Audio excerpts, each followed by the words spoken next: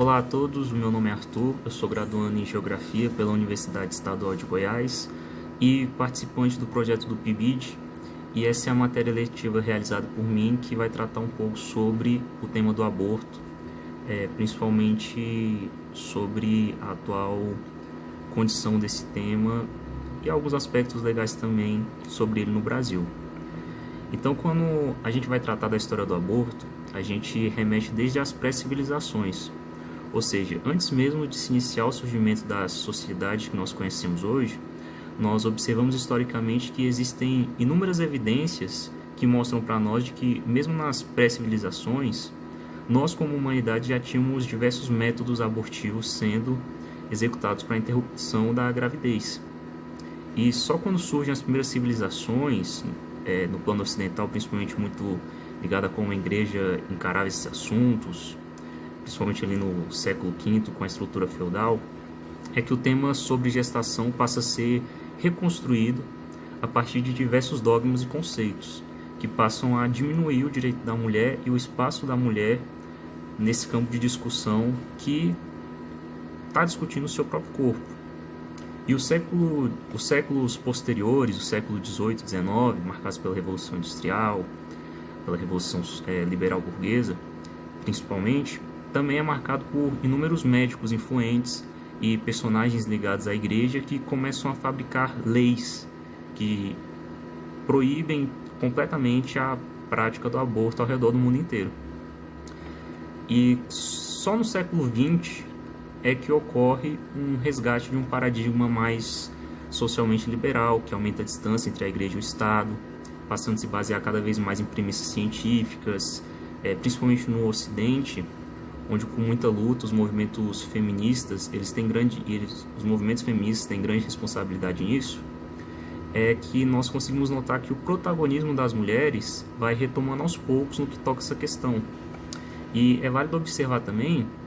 e nós veremos alguns dados a seguir, juntamente com o uso de um documentário, que a proibição do aborto ela nunca teve por consequência, necessariamente, a retração ou muito menos o desaparecimento das práticas abortivas em si. E existem diversas questões que fogem da análise do nosso senso comum. No Brasil, que é o nosso principal objeto de análise seletiva, mesmo que juridicamente seja uma prática legal, prevendo inclusive pena e prisão que pode variar entre 1 a 3 anos de cadeia para gestante que submete esse tipo de procedimento ilegal no Brasil, ou de 1 a 4 anos para quem realiza, seja médico, enfermeiro ou qualquer um que se propõe a essa prática, o aborto ele ocorre como um evento descentralizado diário. E nós todos sabemos, e vemos isso com frequência no nosso dia a dia também, que independente das consequências ou do valor moral das leis, a proibição de absolutamente nada por si só evita com que essas coisas aconteçam, não somente relacionado ao aborto, como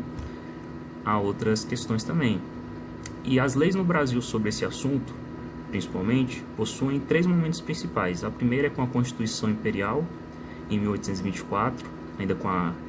coroa brasileira, que proibiu o aborto em todos os casos, e depois disso em 1940 com Vargas, onde a legislação ela passa a classificar o aborto como um crime contra a vida.